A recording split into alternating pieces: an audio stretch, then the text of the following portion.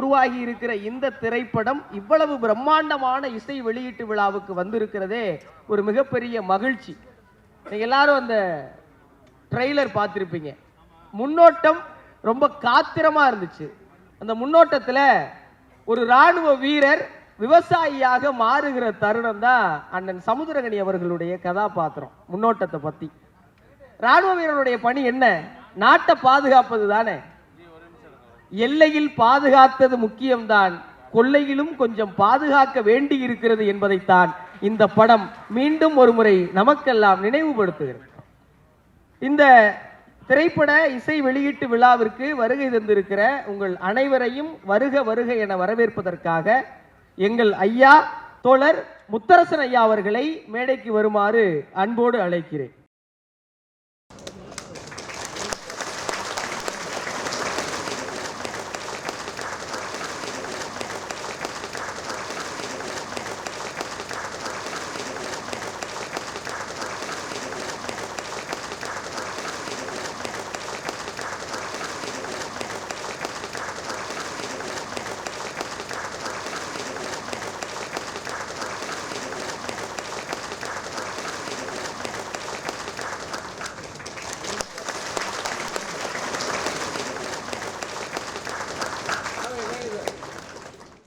இங்கே வந்திருக்கக்கூடிய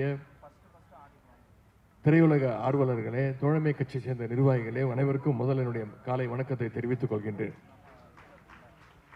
இன்றைக்கு நம்முடைய அண்ணன் முத்தரசன் அவர்கள் நடித்துள்ள திரைப்படத்தினுடைய ட்ரெய்லர் லான்ச் நிகழ்ச்சி, ஆடியோ லான்ச் நிகழ்ச்சியில் கலந்து கொண்டு உங்களை எல்லாம் சந்திப்பதில் மிகுந்த மகிழ்ச்சி அடைகின்றேன். முதல்ல இந்த திரைக்குழுவினருக்கு நம்முடைய பாராட்டுக்களை நான் தெரிவிச்சுக்கிறேன். ஏன்னா பொதுவாக இந்த மாதிரி ட்ரெய்லர் லான்ச்சஸ், ஆடியோ லான்ச் நிகழ்ச்சிகள்லாம் மிக பிரம்மாண்டமாக அதாவது ஒரு ஸ்டார் ஹோட்டலில் நடத்துவாங்க, அப்படின்னா ஒரு மிகப்பெரிய ஒரு திரையரங்கத்தில் நடத்துவாங்க. ஆனால் அரிசி படக்குழுவினர் இந்த நிகழ்ச்சி இவ்வளவு சிறப்பாக கலைஞர் கட்டிய இந்த வள்ளுவர் கோட்டத்தில் நடத்தியிருக்கிறாங்க. அதற்கு முதல்ல என்னுடைய பாராட்டுகளையும் என்னுடைய வாழ்த்துக்களையும் நான் தெரிவிச்சுக்கிறேன். இன்னொன்று, அமைச்சராக நான் பொறுப்பேற்று இங்கே வந்திருக்கக்கூடிய பல பேருக்கு தெரியும், பத்திரிகையாளர்களுக்கு நல்லா தெரியும், கடந்த 4 வருடங்களாக திரைத்துறை சம்பந்தமாக எந்த நிகழ்ச்சியிலும் கலந்து கொண்டதே கிடையாது. யார் எந்த நிகழ்ச்சிக்கு அழைச்சாலும் சொல்லிடுவேன், இல்லைங்க நான் கலந்துக்கிறது கிடையாது அப்படின்னு சொல்லிடுவேன். ஆனால் அண்ணன் முத்தரசன் அவர்கள் அழைக்கும் போது என்னால் அதை தட்டி கழிக்க முடியல. நீங்கள் தேதியை சொல்லுங்கன்னு நான் வந்துடுறேன் அப்படின்னு. அப்புறம் நேரம் கேட்டார். நான் சொன்ன நேரத்தையும் நீங்களே சொல்லுங்கண்ணே, நான் நிச்சயம் வந்துடுறேன் அப்படின்னு அவரால் அழைக்கப்பட்டு இழுத்து வரப்பட்டு இந்த நிகழ்ச்சிக்கு நான் வந்திருக்கின்றேன். நேற்றைக்கு அரசு நிகழ்ச்சி நடந்தது. தமிழ்நாடு அரசு சார்பாக திரைப்பட விருதுகள் பல வருடங்களாக கொடுக்காம இருந்து, சென்ற அதிமுக ஆட்சியில் 10 வருடங்கள் கொடுக்கப்படாமல் நம்முடைய முதலமைச்சர் அதுக்காக ஒரு குழு அமைச்சு 2015 2022 ஆண்டு வரைக்கும் திரைப்பட விருதுகளை நான் கொடுப்பதற்கான அந்த வாய்ப்பு கிடைச்சது. நான் திரைத்துறையிலிருந்து வெளியில் வந்து இன்னைக்கு மக்கள் பணி ஆற்றிக்கொண்டிருக்கின்றேன். ஆனால் இன்னைக்கு நம்முடைய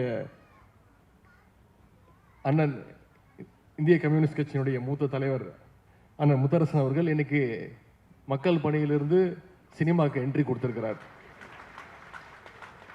சினிமா துறைக்கு வந்திருந்தாலும், இந்த படம் எவ்வளோ பெரிய வெற்றியை பெற்றாலும் நிச்சயம் மக்கள் பணி தான் அவருக்கு முதல்ல இம்பார்ட்டன்ஸ் கொடுப்பாரு. அதில் யாருக்கும் எந்த சந்தேகமும் வேண்டாம். அவர் சினிமாவோட உச்சத்துக்கு போனாலும், கெரியருடைய உச்சத்துக்கு போனாலும், அவர் எப்பவுமே விரும்புவது மக்களோடு மக்களாக இருப்பது என்பதை தமிழ்நாட்டு மக்கள் அனைவருக்கும் நன்றாக தெரியும். அரசியலிருந்து சினிமாவுக்கு வந்திருக்கக்கூடிய அண்ணன் முத்தரசன் அவர்களுக்கு நானும் சில காலம் திரைத்துறையில் இருந்தவன், முன்னாள் திரைத்துறையில் இருந்தவன் அப்படிங்கிற வகையில் என்னுடைய வாழ்த்துக்களை நான் தெரிவித்துக் கொள்கின்றேன். மக்களுக்காக பல ஆண்டுகள் களப்போராளியாக உழைத்தவர் தான் அண்ணன் முத்தரசன் அவர்கள். இப்போ திரையிலும் மக்களுடைய உரிமைகளை அந்த உரிமையோடு பேச வந்திருக்கின்றார். அதுவும் இந்த படத்தில் குறிப்பாக சிறப்பாக விவசாயியாக அவர் நடித்திருக்கின்றார். அந்த போஸ்டர், இந்த ட்ரெய்லர், பாடல்களை எல்லாம் பார்க்கும் பொழுது இயல்பிலேயே ஒரு ஒரு விவசாயிங்கிறதுனால விவசாயியாக நடித்திருக்கிறார் என்பது சொல்வதை விட ஒரு விவசாயியாக அவர் வாழ்ந்திருக்கிறார் என்று சொன்னால் அது நிச்சயம் அது உங்களால் ஏற்றுக்கொள்ள முடியும். ஆனால் முத்தரசன் மட்டுமல்ல, இங்கே அண்ணன் சமுத்திரகனி அவர்களும் கம்யூனிஸ்ட கொள்கைகளை உணர்ந்தவர், அதை தொடர்ந்து பேசக்கூடியவர். விவசாயிகளுடைய உரிமைக்காக கம்யூனிஸ்டுகள் களத்தில் இறங்கினா நிச்சயம் அதில் எப்பவுமே வெற்றி பெற்றிருக்கிறாங்க. இந்த முறையும் வெற்றி பெறுவாங்க. இந்த படமும் அதே போல நிச்சயமாக ஒரு வெற்றி படமாக அமையும். இந்த படத்தினுடைய தலைப்பு அரிசி உயிரின் மறுபெயர் அப்படின்னு வச்சிருக்கிறாங்க. இந்த அரிசிக்காக ஒரு காலத்தில் மக்கள் எவ்வளவு கஷ்டப்பட்டாங்க. பண்ணையாளர்கிட்ட வாழ்க்கை முழுக்க அடிமையெல்லாம் இருந்தாங்க. காலமெல்லாம் வயல்லையே வேலை பார்த்தாலும் அவங்களுக்கு ஒரு நேர சாப்பாட்டுக்கு கூட வழி இல்லாமல் இருந்துச்சு. அப்படிப்பட்ட விவசாய தொழிலாளருடைய உரிமைக்காக களத்தில் இறங்கி கம்யூனிஸ்டுகள் இதுவரைக்கும் எத்தனையோ போராட்டங்களை நடத்தி இருக்கிறாங்க. அதில் வெற்றியும் கண்டிருக்கிறாங்க. அதனால தான் டாக்டர் கலைஞர் அவர்கள் அடிக்கடி சொல்வார், நான் மட்டும் தந்தை பெரியார் அவர்களையும் அண்ணாவையும் என்னுடைய வாழ்க்கையில் நான் சந்திக்காமல் இருந்ததுன்னா நானும் ஒரு கம்யூனிஸ்ட் தொழிலாக மாறியிருப்பேன் அப்படின்னு கலைஞர் அடிக்கடி சொல்வார். அப்படிப்பட்ட கலைஞர் அவர்கள் தான் 1969 ஆட்சிக்கு பொறுப்பு வந்ததுக்கு பிறகு ஏழை எளிய மக்களுக்கு அரிசி கிடைப்பதற்கான எல்லா வழிகளையும் செஞ்சு கொடுத்தார். ஒருபடி அரிசிக்காக யாரும் இன்னொருத்தர் வீட்டு வாசலில் போய் காத்து நிற்கக்கூடாதுன்னு அந்த நிலைமையை தமிழ்நாட்டில் ஏற்படுத்தியவர் டாக்டர் கலைஞர் அவர்கள். இன்னும் சொல்லணும்னா 2006 சட்டமன்ற தேர்தல் பொழுது கலைஞர் அவர்கள் ஒரு தேர்தல் வாக்குறுதி கொடுத்தார். 2 ரூபாய்க்கு 1 கிலோன்னு முதல்ல அறிவிச்சவர் அவர் தான். அந்த காலத்தில் மக்கள்கிட்ட மிகப்பெரிய ஒரு வரவேற்பை பெற்றுச்சு. ஏன்னா அந்த காலத்தில் பல குடும்பங்களுக்கு அரிசி சோறுங்கிறது மிகப்பெரிய ஒரு கனவாக இருந்துச்சு. அந்த கனவை நினைவாக்கியவர் டாக்டர் கலைஞர் அவர்கள். பின்னாடி அந்த 2 ரூபாயை 1 ரூபாயாவும் அவர் குறைச்சாரு. அதோட அடுத்த கட்டமாக தான் இன்னைக்கு விலையில்லா அரிசியும் வந்திருக்கு. மக்களுடைய அடிப்படை தேவையாக இருந்த அரிசி பிரச்சனையை போக்கியவர் டாக்டர் கலைஞர் அவர்கள். எனவே அந்த வகையில் விவசாயிகள் உரிமைக்கான இந்த படம் நிச்சயம் வெல்லும் அப்படின்ற அந்த நம்பிக்கை எனக்கு இருக்கின்றது. அண்ணன் முத்தரசன் அவருடைய அரசியல் கலப்பணியும் அதே போல கலைப்பணியும் மேன்மேலும் சிறக்கட்டும்னு உங்கள் அனைவரும் சார்பாக நான் வாழ்த்துகின்றேன். இந்த திரைப்படத்துடைய தயாரிப்பாளர்கள், கலைஞர்கள், இயக்குனர், தொழில்நுட்ப கலைஞர்கள் அனைவருக்கும் நம்முடைய அனைவரின் சார்பாக என்னுடைய வாழ்த்துக்களை கூறி இந்த சிறப்பான வாய்ப்பை ஏற்படுத்தி கொடுத்த அண்ணன் முத்தரசன் அவர்களுக்கு என்னுடைய நன்றியை தெரிவித்து விடைபெறுகின்றேன். நன்றி, வணக்கம். உழுதுண்டு வாழ்வாரே வாழ்வார், மற்றெல்லாம் தொழுதுண்டு பின் செல்பவர் என்று வேளாண் பெருமக்களினுடைய இன்றியமையாமை உழவு எனும் அதிகாரத்தில் அருங்குரட்பாக்களாக தந்த சென்னா போதார் திருவள்ளுவ பெருந்தகையின் பெயரால் முத்தமிழ் அறிஞர் டாக்டர் கலைஞர் அவர்களால் நிர்மாணிக்கப்பட்ட எழில் குலுங்கும் வள்ளுவர் கோட்டத்தில் பராசக்தியும் மனோகராவும் அதனைத் தொடர்ந்து எண்ணற்ற திரை காவியங்களையும் தந்து கலை உலகில் அழியாத புகழை பெற்று இமயத்தின் சிகரமாக கால கல்வெட்டாக திகழ்கிற அண்ணன் கலைஞர் அவர்களால் வாரிக்கு பார்க்கப்பட்டவர்கள்தான் நடிகர் திலகமாகட்டும், மக்கள் திலகமாகட்டும், ஜொலிக்கும் நட்சத்திரங்களை உருவாக்கி தந்த அந்த தலைவன் எழுப்பிய இந்த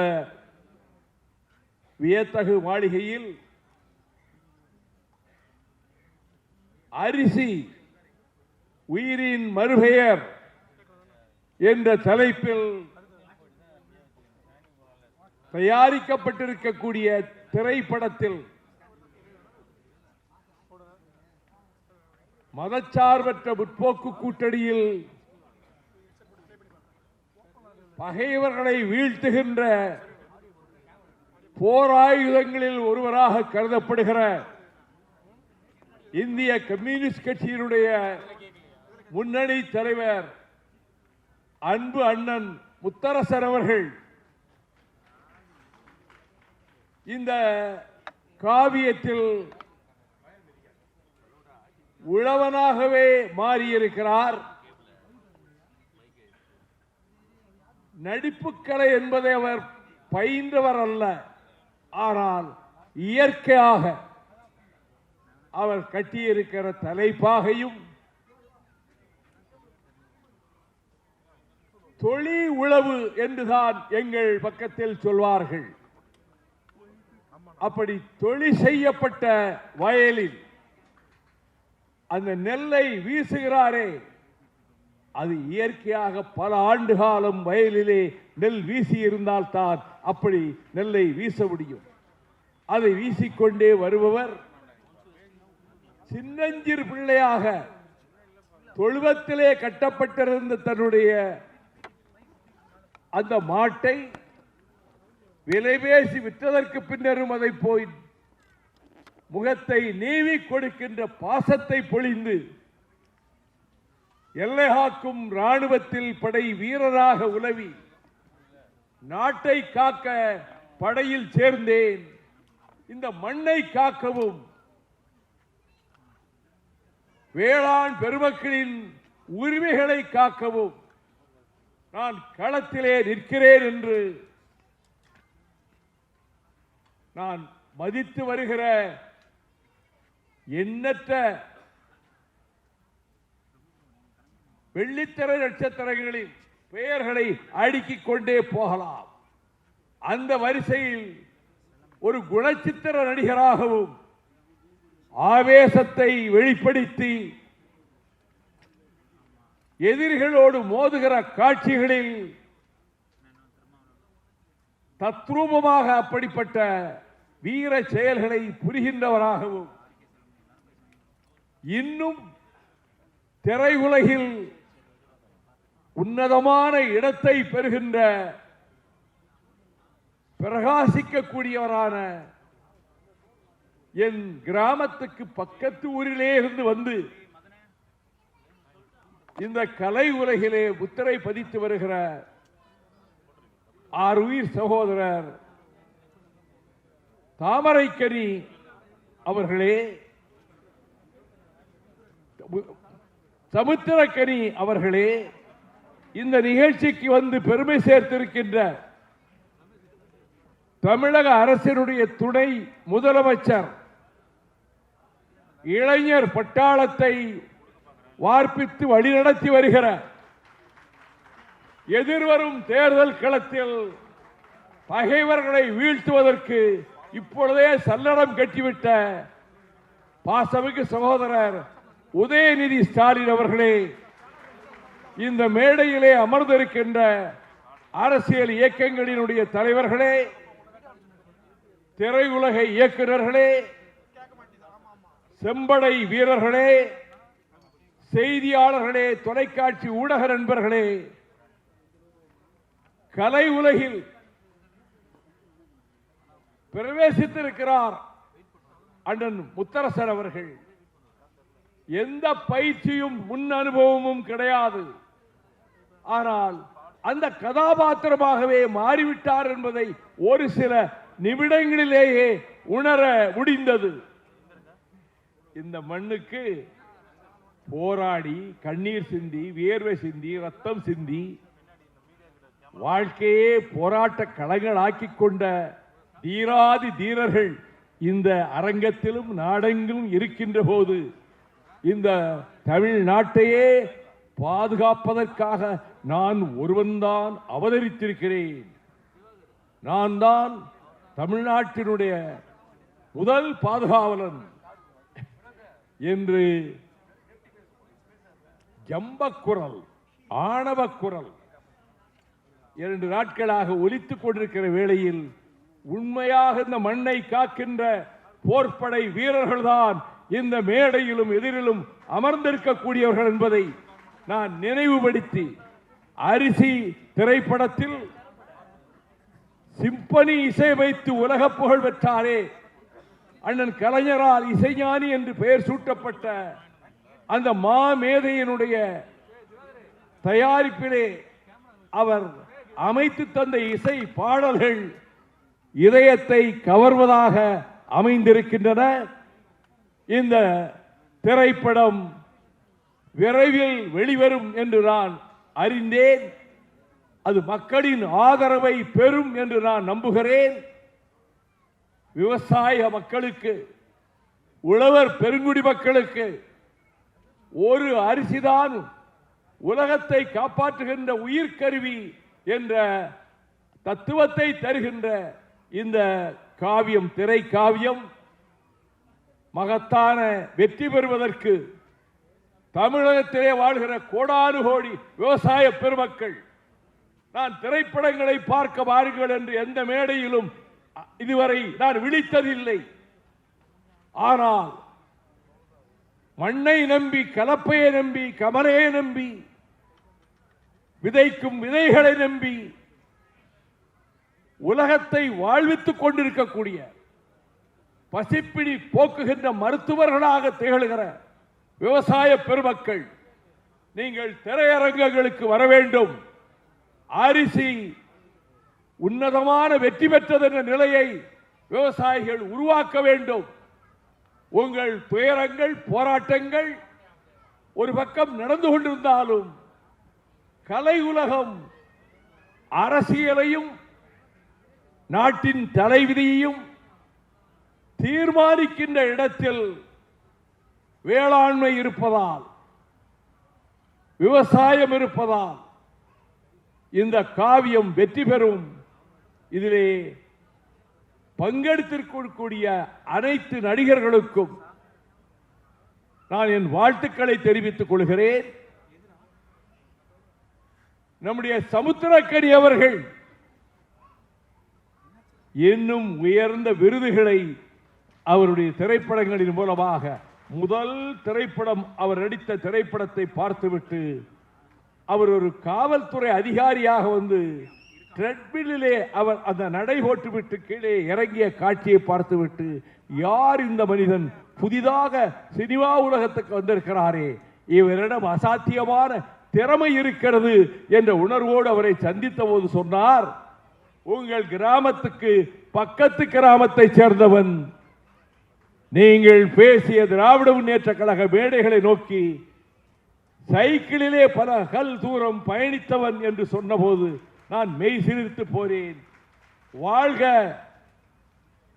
இந்த திரைப்படத்தை தயாரித்தவர்களின் எதிர்காலம், சமுத்திரக்கனி அவர்கள் புகழ் பெருக, இயக்குனர் இன்னும் பல காவியங்களை தயாரிக்க வாய்ப்புகள் பெருக, இந்த நிகழ்ச்சியில் கலந்து கொள்ளக்கூடிய வாய்ப்பை தந்த என்னை உயிராக நேசிக்கிற அண்ணன் முத்தரசன் அவர்களுக்கும் என் பாராட்டுக்களையும் வாழ்த்துக்களையும் தெரிவித்து, வெல்வோம். அரிசி திரைப்பட வெற்றியில் மட்டுமல்ல, எதிர்காணும் தேர்தல் களத்திலும் நாங்கள் தான் வெல்வோம் என கூறி விடைபெறுகிறேன். நன்றி, வணக்கம். ரொம்ப மகிழ்ச்சியான ஒரு தருணம். நிறைய மேடைகள் ஏறி இருக்கும், பட் இது ரொம்ப ஸ்பெஷலான ஒரு மேடை. படைப்பாளிகளை ரெண்டு விதமாக பார்க்குறேன் நான். இந்த சமூகத்தில் இருக்கக்கூடியவங்களுக்கு பிடிச்ச படைப்பை கொடுக்கறது ஒரு வகை, இந்த சமூகத்துக்கு தேவையான படைப்பை கொடுக்கறது இன்னொரு வகை. இது சமூகத்துக்கு தேவையான ஒரு படைப்பு. இந்த நேரத்தில் இப்போ இருக்க சூழலில் ஒரு மருத்துவம் மாதிரி படைப்புகள் அப்பப்போ தான் வரும். இது அப்படிப்பட்ட ஒரு படைப்பாக தான் நான் பார்க்குறேன். இயக்குனர் விஜயகுமார் அவர்களுக்கு என்னுடைய மனமார்ந்த நன்றி. இதில் நடிக்கிறதுக்கு எனக்கு ஒரு வாய்ப்பு கொடுத்ததுக்கு.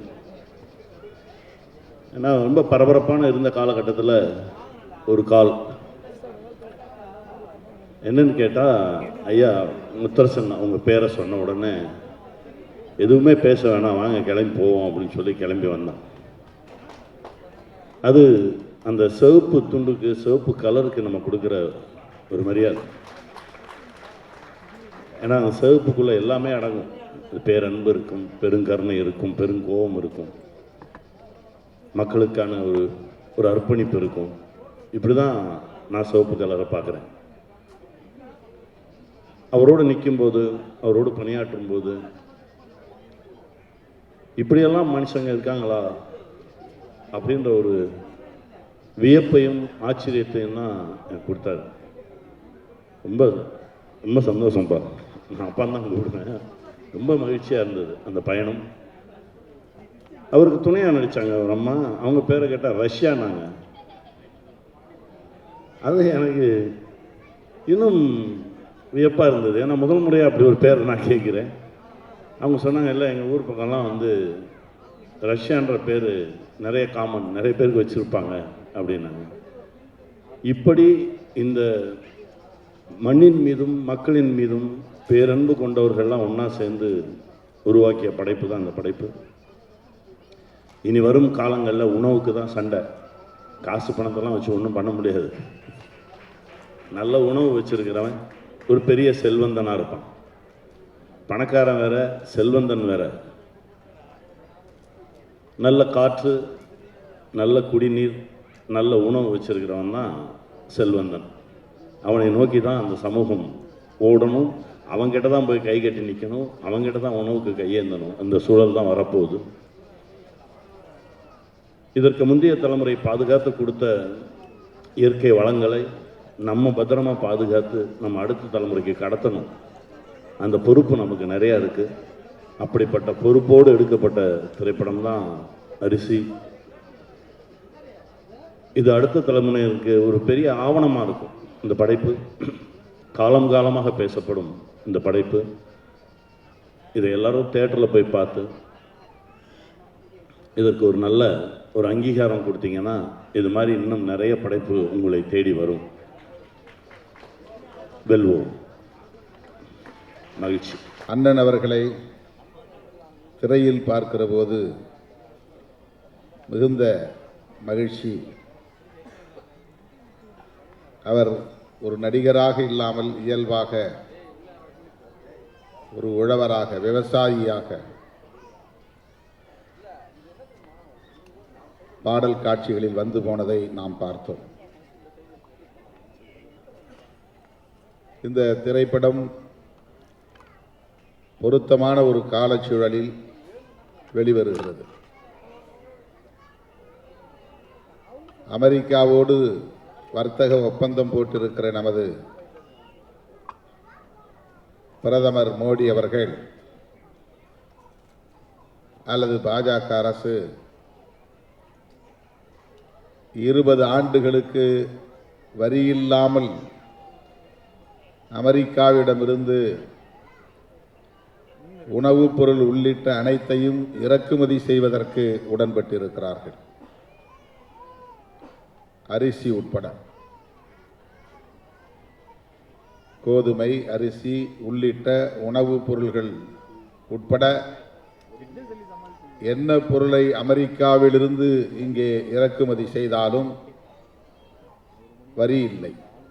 20 ஆண்டுகளுக்கு வரி இல்லை என்கிற உடன்பாட்டோடு இந்த வர்த்தக ஒப்பந்தம் நடந்திருக்கிறது. இன்றைக்கு உழவர்கள் மத்தியில், விவசாயிகள் மத்தியில் இது பெரும் அதிர்ச்சியை ஏற்படுத்தி இருக்கிறது. நேற்று, அதாவது 12ஆம் தேதி, இடதுசாரி இயக்கங்கள், ஐக்கிய விவசாயிகள் முன்னணி எல்லோரும் ஒன்று சேர்ந்து இந்தியா முழுவதும் பொது வேலை நிறுத்தம் நடத்தியிருக்கிறோம். விடுதலை சிறுத்தைகளும் இணைந்து அதில் பங்கேற்றிருக்கிறோம். விவசாயிகள் இனி உற்பத்தியை செய்ய முடியாது என்கிற ஒரு நிலையை நாம் எதிர்கொள்ள வேண்டிய சூழல் உருவாகி இருக்கிறது.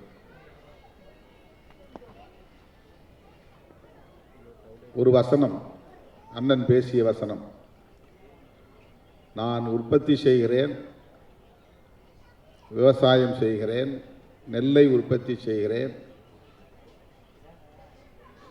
அதற்கான விலையை தீர்மானிக்க எனக்கு உரிமை இல்லையா என்ற கேள்வியை எழுப்புகிறார். நாம் இந்த கேள்வியில் உள்ள ஆழத்தை புரிந்து கொள்ள வேண்டும். இன்னும்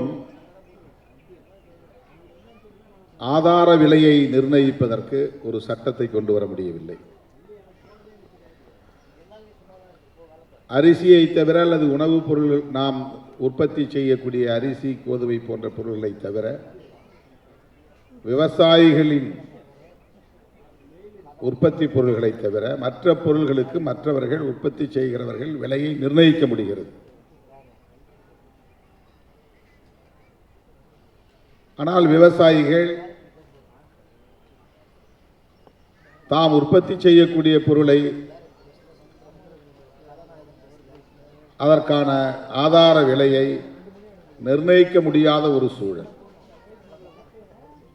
இது எங்கே போய் முடியும்? விவசாய உற்பத்தி எதிர்காலத்தில் என்னவாக இருக்க போகிறது என்கிற அச்சத்தை நமக்கு ஏற்படுத்தி இருக்கிறது. பெரும்பாலான நிலங்கள் தரிசு நிலங்களாக மாறி வருகின்றன. சென்னை போன்ற பெருநகரங்களை ஒட்டி இருந்த பயிர் நிலங்கள் முழுவதும் இன்றைக்கு கார்ப்பரேட்டுகளுக்கு தாரை வார்க்கப்படுகின்றன. தொழில் வளர்ச்சி என்கிற பெயரில், ரியல் எஸ்டேட் என்கிற பெயரில் விவசாய நிலங்கள் அனைத்தும் இப்போது பிளாட்டுகளாக மாறிக்கொண்டிருக்கின்றன. நமக்கான தேவைக்கு நாமே உற்பத்தி செய்யக்கூடிய நிலை அருகி வருகிறது. ஒரு காலத்தில் நமக்கான காய்கறிகளை நம்மூர் சந்தையில், உள்ளூர் சந்தையில் நம்மால் பெற முடிந்தது. கம்பு, சோளம், வரகு போன்ற நமக்கான தானியங்களை நம்மால் உற்பத்தி செய்ய முடிந்தது.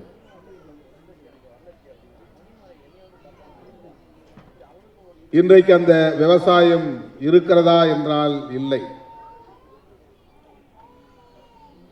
நம்முடைய வீட்டில் இருக்கிற ஆடு மாடுகள் கழிவுகளை, சாணம், ஆட்டு புழுக்கை போன்றவற்றை சேமித்து வைத்து அவற்றை எருவாக மாற்றி விவசாயத்திற்கு நிலத்தை பண்படுத்துவதற்கு நாம் பயன்படுத்திய காலம் உண்டு. அரசாங்கம் நம்மை இதைத்தான் பயிர் செய்ய வேண்டும் என்று வற்புறுத்திய நிலை அப்போது இல்லை. ஆனால் இப்போது உலக சந்தைக்கான உற்பத்தி செய்ய வேண்டும் என்று விவசாயிகள் நிர்பந்திக்கப்படுகிறார்கள். கரும்பு உற்பத்தி, மக்காச்சோளம் உற்பத்தி, அதற்கு அவன் உரம் கொடுக்கிறான், அவனே பூச்சி மருந்தும் கொடுக்கிறான். விவசாயிகள் சுதந்திரமாக தமக்கான உற்பத்தியில் ஈடுபட முடியாத நிலை மாறி இப்போது அந்த உற்பத்தியையும், அதாவது உலக சந்தைக்கான உற்பத்தியையும் அவன் விரும்புகிறபடி மாற்றி அமைத்துக் கொண்டிருக்கிறான். அதிலும் இப்போது விவசாயிகளுக்கான சுதந்திரம் இல்லை. நிலங்கள் பறிபோய் கொண்டிருக்கின்றன. கோடிக்கணக்கான மக்கள் நிலமற்ற விவசாய கூலி தொழிலாளர்களாக இருக்கிறார்கள். விவசாயிகள் வேறு, விவசாய கூலி தொழிலாளர்கள் வேறு. விவசாய கூலிகளுக்கு நிலம் வேண்டும் என்று போராடிய காலம் போய் இப்போது விவசாயத்திற்கே நிலமில்லாத சூழல் ஏற்பட்டு கொண்டிருக்கிறது என்கிற ஆபத்து நம்மை சூழ்ந்திருக்கிறது. இந்த நிலையில்தான் நெல் உற்பத்தி, அரிசி போன்றவற்றை குறித்து நாம் இங்கே பேசிக் கொண்டிருக்கிறோம்.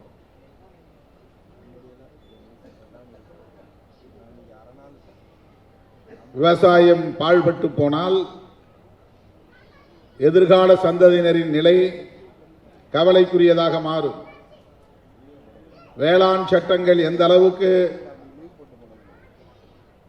உழவர்களுக்கு எதிராக, விவசாயிகளுக்கு எதிராக, விவசாய தொழிலாளர்களுக்கு எதிராக கொண்டு வரப்பட்டது என்பதை நாம் அறிவோம்.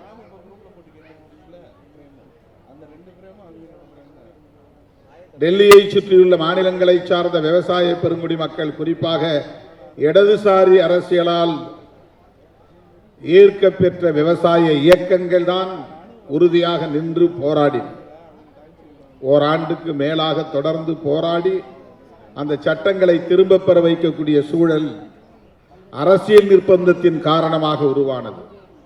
பஞ்சாப், ஹரியானா போன்ற மாநிலங்களுக்கு அப்போது சட்டமன்ற பொது தேர்தல் வராமல் இருந்திருந்தால் கூட இந்த சட்டங்களை அவர்கள் திரும்ப பெற்றிருக்க மாட்டார்கள். ஆனால் விவசாய சட்டங்களை திரும்ப பெற்ற அரசு தொழிலாளர்களுக்கான சட்டங்களை, தொகுப்பு சட்டங்களை இன்னும் திரும்ப பெறவில்லை. 44 சட்டங்கள் இருந்தன, அவற்றையெல்லாம் 4 சட்டங்களாக தொகுத்து விட்டார்கள். தொழிலாளர்கள் சங்கம் அமைக்க முடியாத நிலை, தங்களுக்கான ஊதியத்தை, கூலியை கோரிக்கைகளாக வைக்க முடியாத நிலை, இதுவெல்லாம் எங்கே போய் முடியும் என்று கவலை அதிகரிக்கிறது. இப்படிப்பட்ட ஒரு சூழலில் ஒரு இடதுசாரி இயக்கத்தின் தலைவர் மக்களோடு மக்களாக களத்தில் நின்று போராடி அந்த மக்களுக்காக தன் வாழ்வை ஒப்படைத்துக் கொண்ட ஒரு தலைவர் இன்றைக்கு திரைத்துறையிலே தோன்றியிருக்கிறார். ஒரு நாயகனாக பாத்திரமேற்றிருக்கிறார் என்பது வெறும் திரை கவர்ச்சியான ஒரு அணுகுமுறை அல்ல, திரை கவர்ச்சிக்கான ஒரு அணுகுமுறை அல்ல. அதிலும் ஒரு அரசியல், நமக்கான அரசியல், இடதுசாரி அரசியல் விவாதிக்கப்படுவதற்கான தேவையை உணர்ந்து அவர் அதில் அடியெடுத்து வைத்திருக்கிறார் என்று நான் நம்புகிறேன். சமுத்திரக்கனி அவர்கள் பேசியதைப் போல இடதுசாரிகள் கலைத்துறையை நல்ல முறையில் பயன்படுத்திக் கொள்ள வேண்டும் என்பதை நான் வழிமொழிகிறேன். இன்னும் அதிலே தீவிரம் காட்ட வேண்டிய தேவை இருக்கிறது. இந்தியாவில் எந்த மாநிலத்திலும் இல்லாத ஒன்று தமிழ்நாட்டிலே அரசியல் துறையும் கலைத்துறையும் பின்னி பிணைந்ததாக இருக்கிறது. தனக்கான முதலமைச்சரை திரையில் தேடுகிறவனாக தமிழன் இருக்கிறான் என்று நாம் பேசுவதை பார்க்கிறோம். இங்கே கருத்தியலுக்கு, போராட்டங்களுக்கு, தியாகங்களுக்கு, முற்போக்கு சிந்தனைகளுக்கு தரப்படுகிற முக்கியத்துவத்தை விட இத்தனை கோடி வருமானம் வரும் அந்த வருமானத்தையும் விட்டுவிட்டு அரசியலுக்கு வந்திருக்கிறார் எங்கள் தலைவர் என்று சொல்லக்கூடிய நிலை தமிழகத்திலே இருக்கிறது. திரைப்படத்துறையிலே வருமானத்தை விட்டுவிட்டு அரசியலுக்கு வந்து விட்டார். ஆகவே அவரை முதலமைச்சராக்க வேண்டும்.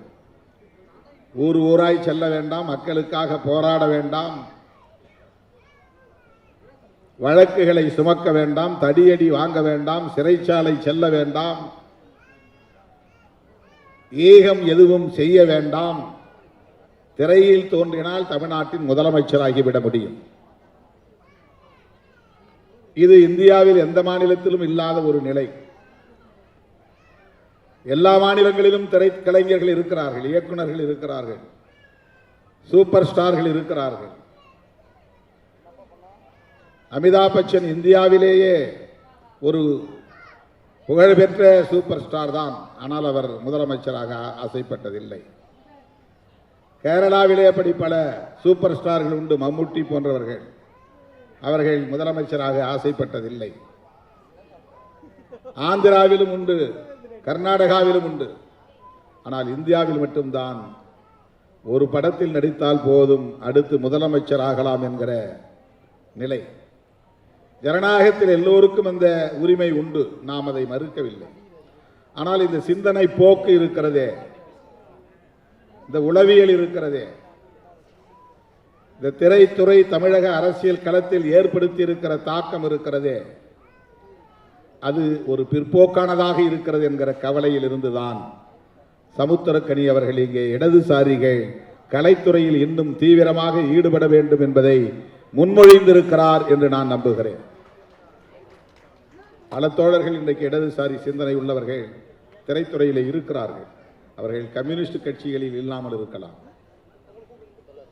சிபிஐ சிபிஎம் போன்ற கட்சிகளை சார்ந்தவர்களாக இல்லாமல் இருக்கலாம். ஆனால் நமக்கு இருக்கிற பெரிய ஆறுதல் திரைத்துறையில் கலைத்துறையில் இடதுசாரி சிந்தனை உள்ளவர்கள் இருக்கிறார்கள் என்கிற அந்த நம்பிக்கை தான். தோழர்களே, இன்றைக்கு வலதுசாரிகளின் அரசியல் மேலோங்கி இருக்கிறது. எந்த ஆயுதங்களை பயன்படுத்தியும் அதிகாரத்தை கைப்பற்றிவிட முடியும் என்கிற உத்திகளை அவர்கள் கையாளுகிறார்கள். மாநிலத்திற்கு மாநிலம் அவர்கள் உத்திகளை மாற்றுகிறார்கள். தமிழ்நாட்டிலே சிவபெருமானை சொல்லியோ அல்லது மகாவிஷ்ணுவை சொல்லியோ ராமபிரானை சொல்லியோ அரசியல் செய்து வெற்றி பெற்றுவிட முடியாது. முருகப்பெருமானை சொல்லி பார்த்தார்கள், வேலை தூக்கி பார்த்தார்கள், அது எடுபடவில்லை. திருப்பரங்குன்றத்தையும் கையில் எடுத்து பார்த்தார்கள், அவர்களின் அரசியல் இங்கே வெற்றி பெறவில்லை.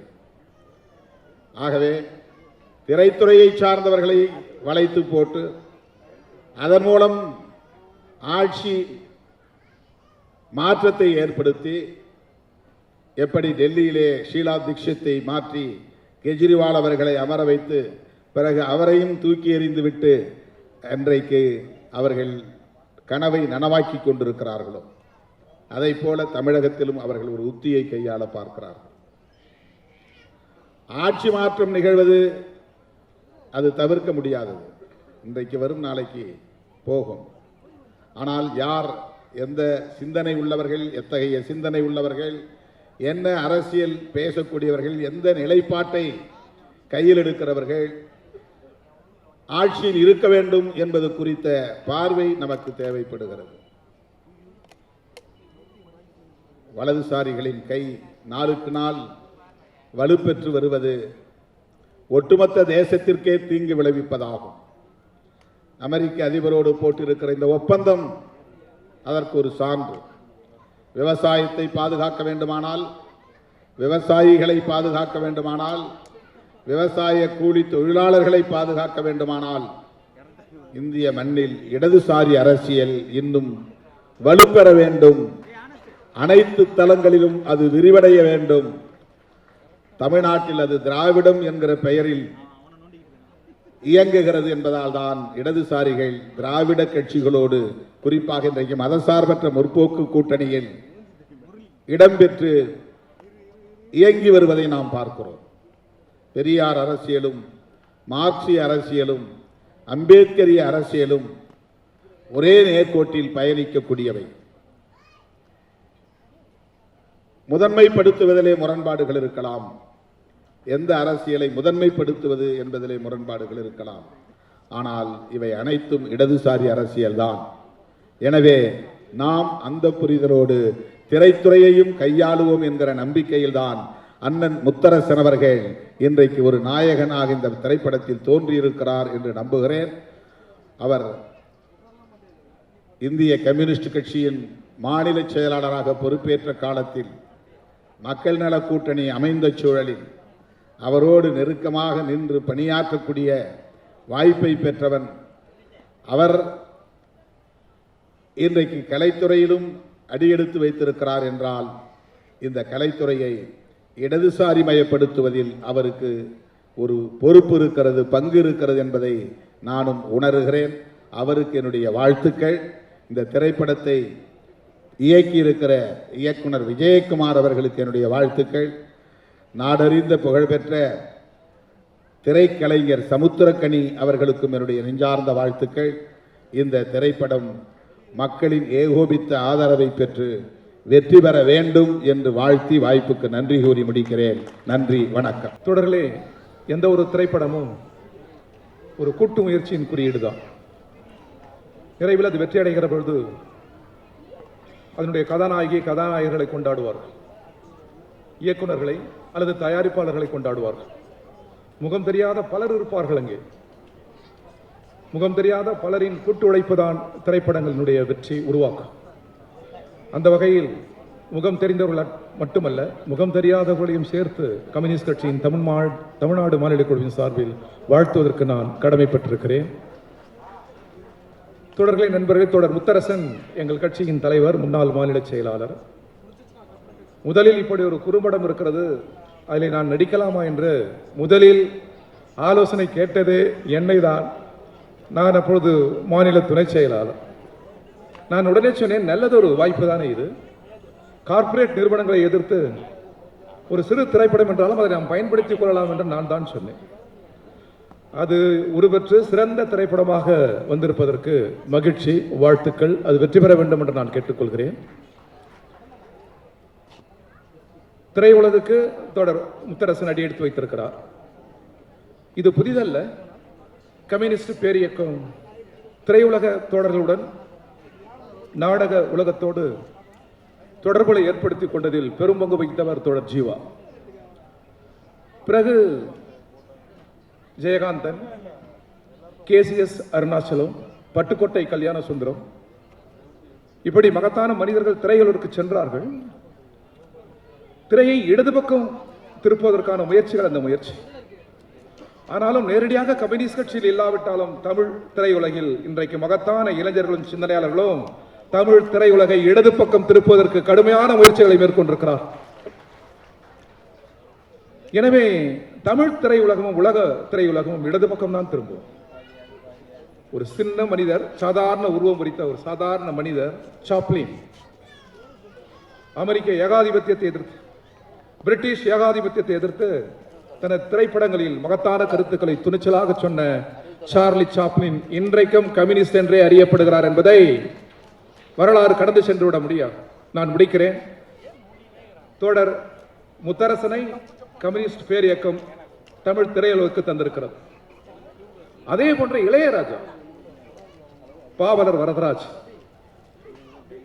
இந்த இசை மேதைகள் ஆரம்பத்தில் மெட்டமைத்து பாட்டு பாடுவதற்கு கிராமப்புறங்களில் நகர்ப்புறங்களில் மேடை அமைத்து தந்த கட்சி இந்திய கம்யூனிஸ்ட் கட்சி என்பதை இந்த நேரத்தில் இசை மேதை இளையராஜா அவர்களின் சிந்தனையை கிளறுவதற்காக இந்த மேடையிலிருந்து நான் அதை பதிவு செய்கிறேன். எனவே மகத்தான பங்களிப்பை செய்த ஒரு பேரியக்கம் கம்யூனிஸ்ட் பேரியக்கம். திரையுலகை, இலக்கிய உலகை இடது பக்கம் திருப்ப வேண்டும் என்று நாங்கள் துடிக்கிறோம். இந்த உலகத்தோடு எங்களுக்கு உடன்பாடு இல்லை. ஜாதியால் ஒரு உயர்வு, இன்னொரு தாழ்வு. பல கோடி பேர் உழைக்கிற உழைப்பை சிலர் அபகரித்துக் கொள்கிறார்கள். ஆண் உயர்வு, பெண் தாழ்வு. பெரிய நாடு, சிறிய நாடு. அடக்கப்படுகிறவர்கள், அடக்குமுறைக்கு உள்ளாகிறவர்கள். மனிதனை மதிப்புமிகு குறியுடன் பார்க்கிற கருத்தியலை கொண்டிருக்கிற இந்த பேர் இயக்கத்தின் பக்கம் சிந்தனையாளர்களும் எழுத்தாளர்களும் இலக்கியவாதிகளும் திரும்புவார்கள். அது உலகின் நியதி. உலகை இடது கருத்து ஆளும் என்று சொல்லி அரிசிக்கு வாழ்த்து சொல்லி விடைபெறுகிறேன். நன்றி, வணக்கம். கடுமையான நெருக்கடிக்கு உள்ளாகி இருக்கக்கூடிய காலத்தில் அரிசி என்கிற திரைப்படம் வெளிவர இருப்பது என்பது மிகுந்த முக்கியத்துவம் உடையது. வயிற்றுக்கு சோறுடல் வேண்டும், இங்கு வாழும் மனிதருக்கெல்லாம் என்றான் மகாகவி பாரதி. ஆனால் அரிசி உற்பத்தியாவதற்கு மிக முக்கியமானது நஞ்சை நிலம். ஆனால் இன்றைக்கு நஞ்சை நிலங்கள் வேறு பணிகளுக்கு மாற்றக்கூடிய மாநிலங்களில் முதன்மையான மாநிலமாக தமிழகம் இருக்கிறது என்பதை நான் இங்கே கவனப்படுத்த விரும்புகிறேன். நஞ்சை நிலங்கள் மருத்துவமனைகளாக, வீட்டு மனைகளாக, பல்வேறு வளர்ச்சி திட்டங்கள் என்கிற பெயரில் வேறு பணிகளுக்கு மாற்றப்படுகிறது. குறிப்பாக நகர்ப்புறத்திலே வாழக்கூடியவர்கள் அல்லது உயர் வகுப்பை சார்ந்தவர்கள், உயர் வருமானம் பெறக்கூடியவர்கள், வீட்டுமனை விற்பனையாளர்கள், அவர்கள் என்ன நிலத்தை விற்றாலும் குறிப்பாக நஞ்சை நிலங்களை வாங்குவது, அதை வீட்டு மனைக்காக பயன்படுத்துவது என்கிற போக்கு இருந்து கொண்டிருக்கிறது. நாம் அந்த நேரத்தில் நாம் உண்ணுகிற உணவை பற்றியோ, இந்த அரிசி எங்கிருந்து வருகிறது என்பதை பற்றியோ எந்த விதத்திலும் நாம் கவனத்தில் கொள்வதில்லை. இன்னொன்றையும் நான் சொல்ல விரும்புகிறேன். திருமணங்களில் மணமக்களை வாழ்த்துவதற்கு அரிசியை வீசி வாழ்த்துவது என்கிற ஒரு பழக்கம் தமிழகத்திலே கடைபிடிக்கப்பட்டுக் கொண்டிருக்கிறது. இந்தியாவிலே பல மாநிலங்களிலும் கடைபிடிக்கப்பட்டுக் கொண்டிருக்கிறது. மணமக்களை வாழ்த்துவதற்காகத்தான் நாம் அந்த அரங்கத்திற்கே நாம் சென்றிருக்கிறோம். நாம் அரிசியை வீசவில்லை என்றாலும் மணமக்களை வாழ்த்தியதாகத்தான் அர்த்தம். ஆனால் அரிசியை வீசுவதன் மூலமாக அந்த அரிசி மணமக்களை சென்று சேருவதில்லை. அது மண்டபத்தினுடைய மூளை முடுக்கெல்லாம் தரையிலே தான் விழுகிறது. அதை மிதித்து கொண்டுதான் நாம் மணமக்களை வாழ்த்துவதற்கு மேடையிலே ஏறுகிறோம். அரிசி இல்லாமல் மலர்களை உதிரி பூக்களை நீங்கள் வீசினாலும் அது மணமக்களை சென்று சேராது. நாம் வாழ்த்தினோம் என்கிற ஒரு மனநிறைவு நமக்கு ஏற்படும். ஒரு வருஷத்திற்கு ஒரு 50 லட்சம் திருமணங்கள் நடைபெறுகிறது என்று சொன்னால் எத்தனை கோடி கிலோ அரிசியை நாம் வீணாக்கி கொண்டிருக்கிறோம் என்பதை திருமணத்தை நடத்தக்கூடியவர்களும் இது போன்ற அரிசியை போட்டு வாழ்த்துவது என்கிற முறையில் ஒரு பழக்கத்தை தொடர்ந்து கடைபிடிப்பது என்பது எவ்வளவு தவறானது என்பதை அருள் கூர்ந்து நீங்கள் சிந்திக்க வேண்டும் என்று இந்த சந்தர்ப்பத்தில் கேட்டுக்கொள்ள விரும்புகிறேன். இனிமேல் திருமணம் செய்யக்கூடியவர்கள் திருமண வீடுகளில் அரிசியை வீசி வாழ்த்துவது என்கிற அந்த பழக்கத்தை கைவிடுமாறு இந்த அரிசி திரைப்படத்தின் மூலமாக உங்களையெல்லாம் நான் அன்போடு கேட்டுக்கொள்ள விரும்புகிறேன். உதிரி பூக்களை போட்டு அது எப்படினாலும் மலர் என்பது காய்ந்து கருகிவிடும். ஆகவே மலரை நீங்கள் பயன்படுத்துவதன் மூலமாகவும் மணமக்களை வாழ்த்த முடியும். இரண்டாவது, இந்த நஞ்சை நிலங்களை பாதுகாப்பது என்பது மிக மிக முக்கியமான ஒன்று. நாட்டினுடைய ஜனத்தொகை என்பது உயர்ந்து கொண்டே இருக்கிறது. 140 கோடியை தாண்டி சென்று கொண்டிருக்கிறது. இவ்வளவு மக்களுக்கும் உணவளிக்க வேண்டும் என்று சொன்னால் விளைநிலங்கள் பாதுகாக்கப்படுவது என்பது மிக மிக அவசியமான ஒன்று. ஆகவே வளர்ச்சி திட்டங்கள் என்கிற பெயரில் நல்ல விளைநிலங்களை வேறு பணிகளுக்கு மாற்றுவதற்கு எதிராக பொதுமக்கள் குரல் எழுப்ப வேண்டும். விவசாய சங்கங்கள், கம்யூனிஸ்ட் இயக்கங்கள், எங்களை போன்றவர்கள் இத்தகைய குரல்களை எழுப்புவதனால் மட்டும் அதை தடுத்து நிறுத்திவிட முடியாது. ஆட்சியாளர்கள் நாங்கள் வளர்ச்சிக்கு எதிரானவர்கள் என்கிற முறையில் அதே பிரச்சனையை எங்களுக்கு எதிராக திருப்பக்கூடிய காரியத்தை நாங்கள் ஒவ்வொரு பிரச்சனையிலும் எதிர்கொண்டிருக்கிறோம். ஆகவே நிலம் நல்ல விளைநிலங்கள் பாதுகாக்கப்பட வேண்டியது எவ்வளவு அவசியம் என்பதை உணர்ந்து பொதுமக்கள் குரல் எழுப்புகிற போதுதான் அதற்கு உரிய அழுத்தம் என்பது ஆட்சியாளர் மத்தியிலே கிடைக்கும். இங்கே இயக்குனர் RK செல்வமணி அவர்கள் மிக ரத்ன சுருக்கமாக இன்றைக்கு இந்தியா எதிர்நோக்கி கொண்டிருக்கக்கூடிய மிக முக்கியமான ஒரு பிரச்சனையை கவனப்படுத்தினார். சமீபத்தில் இந்திய அரசாங்கமும் அமெரிக்க அரசாங்கமும் ஏற்படுத்தி கொண்டிருக்கக்கூடிய வர்த்தக ஒப்பந்தம் என்பது இந்தியாவில் இருக்கக்கூடிய கோடிக்கணக்கான விவசாயிகளை எப்படியெல்லாம் பாதிக்கும் என்பதை மிக ரத்ன சுருக்கமாக அவர் சொன்னார். இந்தியாவிலிருந்து ஏற்றுமதி செய்யக்கூடிய பொருட்களுக்கு அமெரிக்காக்காரன் 18% வரி விதிப்பான். ஆனால் அமெரிக்காவிலிருந்து இந்தியாவுக்கு வரக்கூடிய பொருட்களுக்கு எந்த விதமான வரியும் இல்லாமல் வரியற்ற வர்த்தகம் என்கிற மிக மோசமான ஒரு ஒப்பந்தத்தை இந்தியாவும் அமெரிக்காவும் செய்து கொண்டிருக்கிறது. வரியே இல்லாமல் அமெரிக்காவிலிருந்து பல கோடிக்கணக்கான டன் வேளாண் விளைபொருட்கள் இந்தியாவிலே வந்து குவிந்தால் இந்தியாவின் முதுகெலும்பு என்று சொல்லக்கூடிய விவசாயிகளுடைய முதுகெலும்பு என்பது முற்றிலும் முறிக்கப்படும் என்பதை உங்களுடைய கவனத்துக்கு நான் கொண்டு வர விரும்புகிறேன். இப்படி பலவிதமான விவசாய பிரச்சனைகள் இந்திய நாடு முழுவதும் அனைவராலும் விவாதிக்கப்படக்கூடிய ஒரு சூழ்நிலையில் அரிசி என்கிற அந்த 3 எழுத்தின் மூலமாக விவசாயத்தை, விவசாய பிரச்சனைகளை நாட்டு மக்களுடைய கவனத்துக்கு கொண்டு வரத்தக்க வகையில் இந்த திரைப்படம் வெளிவர இருக்கிறது. இந்த திரைப்படத்திலே ஏற்கனவே விவசாயிகள் மத்தியில், விவசாய தொழிலாளர்கள் மத்தியில் பல்லாண்டு காலம் பணியாற்றிருக்கக்கூடிய எனது பேரன்பிற்குரிய தோழர் முத்தரசன் அவர்கள் இந்த திரைப்படத்திலே கதாநாயகனாக வாழ்ந்திருக்கிறார் என்கிற முறையில் தோழர் முத்தரசன் அவர்களுக்கும் தோழர் சமுத்திரக்கனி அவர்களுக்கும் திரை இயக்குநர்களுக்கும் திரை இயக்குனர் விஜயகுமார் அவர்களுக்கும் திரைக்கலைஞர்கள் அனைவருக்கும் மார்க்சிஸ்ட் கம்யூனிஸ்ட் கட்சியின் சார்பில் என்னுடைய பாராட்டுக்களை தெரிவித்துக் கொள்ள விரும்புகிறேன். இந்த படம் வெற்றி பெற வேண்டும். இதன் மூலமாக விவசாயமும் விவசாயிகளும் வெற்றி பெற வேண்டும் என்று கூறி நிறைவு செய்கிறேன். வணக்கம். அரிசி படத்தின் முன்னோட்ட காட்சி என்னை ஒரு 40 ஆண்டுகளுக்கு பின்னால் இழுத்து சென்றிருக்கிறது. எனது வாழ்க்கையில் அரிசி ஒரு மிகப்பெரிய பாதிப்பை ஏற்படுத்திய ஒன்று. இந்த அரிசி வாழ்க்கையில் மிகப்பெரிய அரிசியின் மீது கோபத்தை, வெறுப்பை, மிகப்பெரிய இயக்கத்தை, மகிழ்ச்சியை ஏற்படுத்திய ஒன்று என்று பார்த்தால் இந்த அரிசி தான். எனக்கு அரிசியின் மீது ஒரு மிகப்பெரிய மதிப்பு வருவதற்கு காரணமாக இருந்தது எனது தந்தை. அவர் அந்த அரிசியை அவர் இறக்கும் வரை ஒரு கடவுளைப் போல உயிரை போல அந்த அரிசியை பாதுகாத்து வருவார். அவர் காரணம் கேட்கிற போது ஒரு 50 கிலோ அரிசியை 40 கிலோமீட்டர் தலையில் சுமந்து வந்து ஒரு கடையில் கொடுத்து 2 கிலோ அரிசி வாங்கி சாப்பிடுவோம் அப்படி என்று அவர் சொல்வது மட்டுமல்ல, அந்த கடைசி வரை ஒரு அரிசி கீழே சிந்த விட மாட்டார். அந்த அரிசியினுடைய ஒரு பருக்கை என்று சொல்வார், ஒரு பருக்கை கூட கீழே விடுவதை அனுமதிக்க மாட்டார். அது மட்டுமல்லாமல் அந்த அரிசி வருவது எப்படி என்பதை பற்றி அவர் சொல்லுவதுதான் ஆச்சரியமாக இருக்கும்.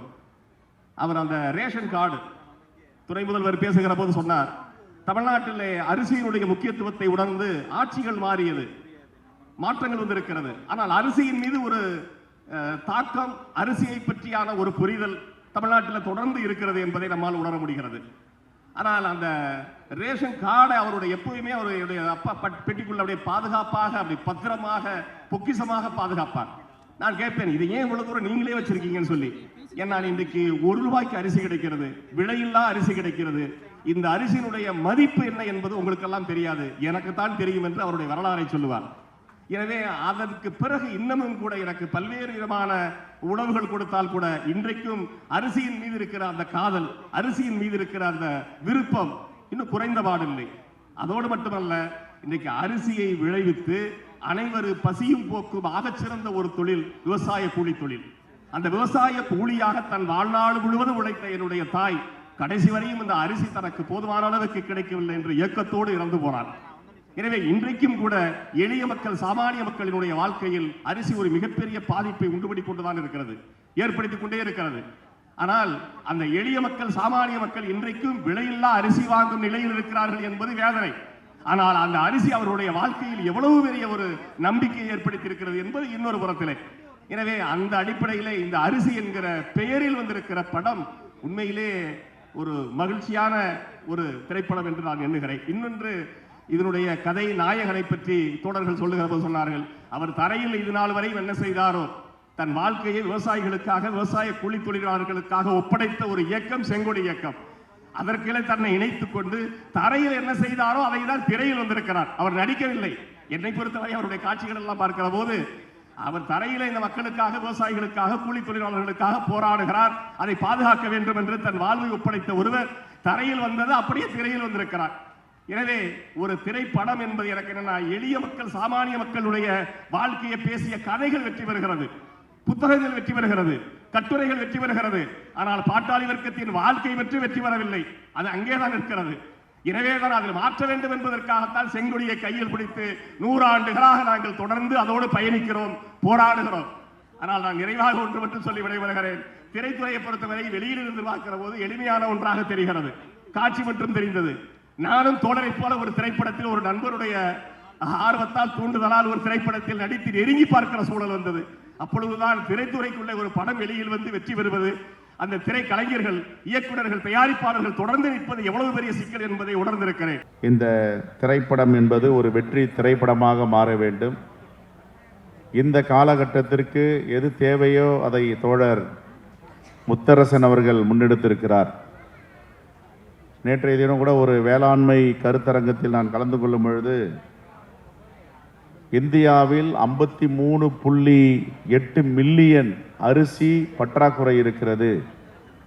2023-24 ஒப்பிட்டு பார்க்கும் பொழுது ஒரு ஆண்டும் அரிசியுடைய உற்பத்தி குறைந்து வருகிறது. வேளாண்மை திட்டங்கள் இங்கே இந்தியாவில் சரியாக செயல்படவில்லை. ஒரு பக்கம் இயற்கையுடைய சீற்றம், பருவமழை மாறி போய்வது, வறட்சி ஏற்படுவது, தட்பவெட்ப நிலை மாறுவது, மண்ணுடைய தன்மையை ஒரு முறமும் தொழிற்சாலைகள் நிறைந்த இந்த நச்சுக்களால் மண்வளம் மாறுகிறது. ஆகவே இப்படிப்பட்ட சூழலில் இந்தியாவில் அரிசி உற்பத்தி குறைந்து கொண்டே இருக்கிறது. 53.8 மில்லியன் மெட்ரிக் டன் பற்றாக்குறை இருக்கிறது என்று ஆய்வறிஞர்கள் அறிக்கை அளித்திருக்கிறார்கள். விவசாயிகள் சேற்றில் காலை வைத்தால்தான் நாம் சோற்றில் கையை வைக்க முடியும் என்று எல்லோருக்கும் தெரியும்.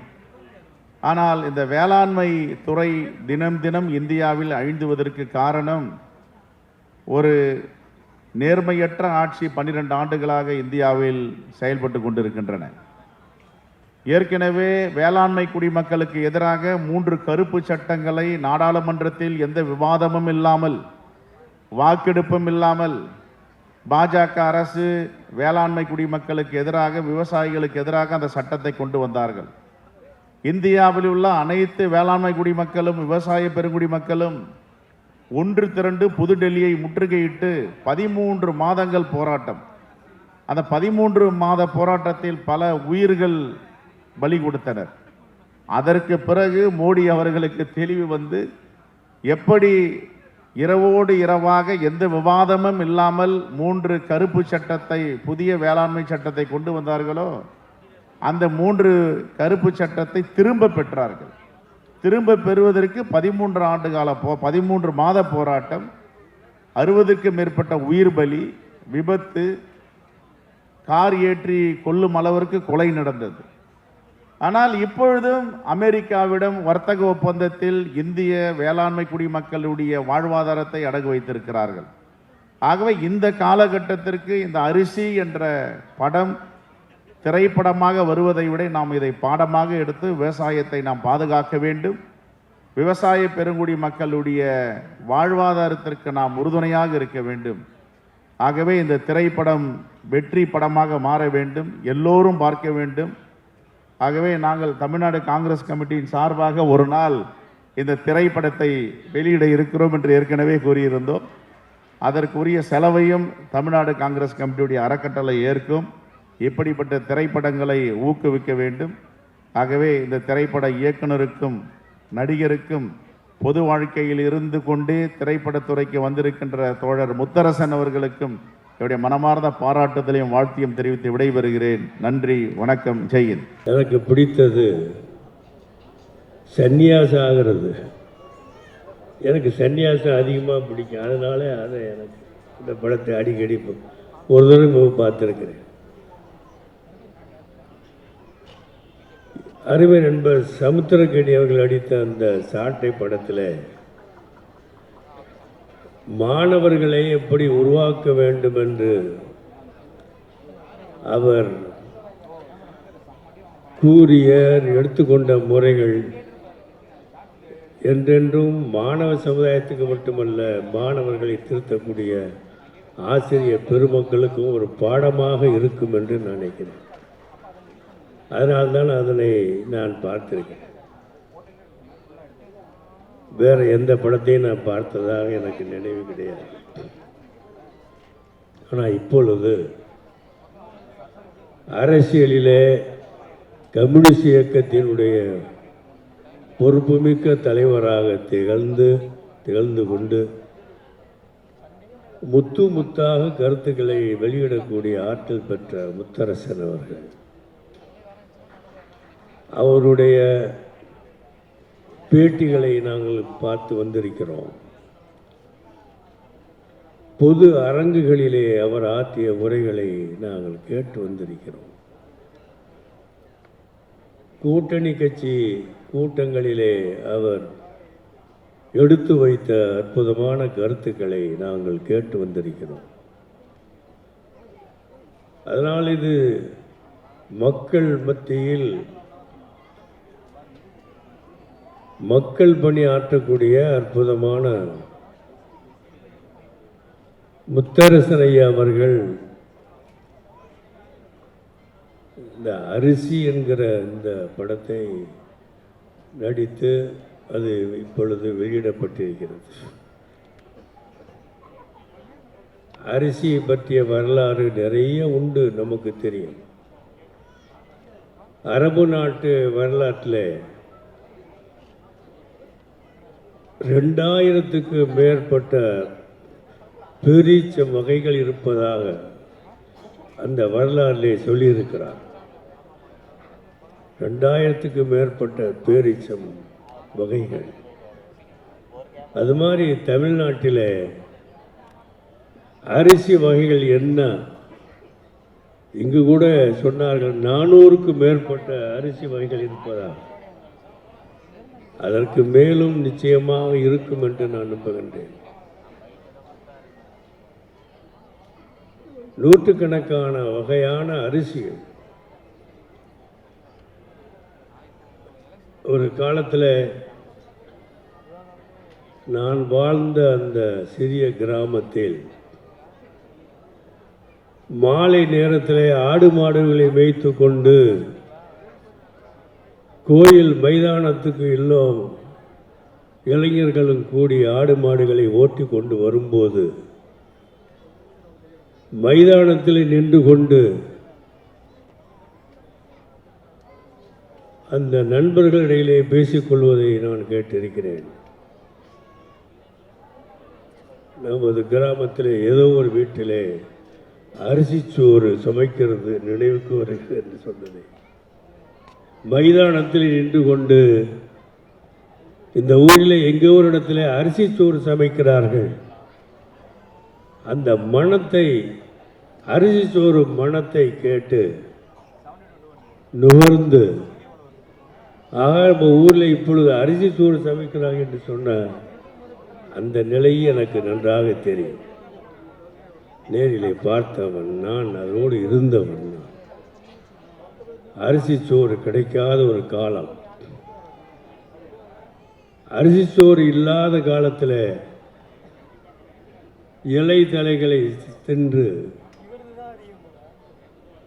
காடுகளிலே சென்று கிடைக்கக்கூடியதை பெற்று தின்று வாழ்ந்த சமுதாயம் எனக்கு நன்றாக தெரியும். இப்படிப்பட்ட தமிழகத்தில் அரிசியின் பெருமையை ஒரு திரைப்படத்தின் மூலமாக முதலில் கொண்டு வந்த ஒரு முற்போக்கான சிந்தனை முத்தரசன் அவர்கள்தான் செய்திருக்கிறார் என்று சொன்னால் மிகையான ஒரு கூட்டாக. இதுவரை யாரும் அரிசி என்று பெயரெடுத்து எந்த ஒரு வரலாற்றையும் செய்தது கிடையாது. தமிழகத்திலிருந்து ஏற்றுமதியான அரசு தான் உலகத்தில் ரைஸ் என்று எல்லா மொழிகளிலும் விளங்கி கொண்டிருக்கிறது. அது எங்கிருந்து போனது என்றால் இந்த தமிழ் மண்ணிலிருந்து போனது தான். ஆசிய நாடுகளுக்கு மட்டுமல்ல, ஐரோப்பிய நாடுகளுக்கும் ஏற்றுமதியானது இந்த அரிசி தான்.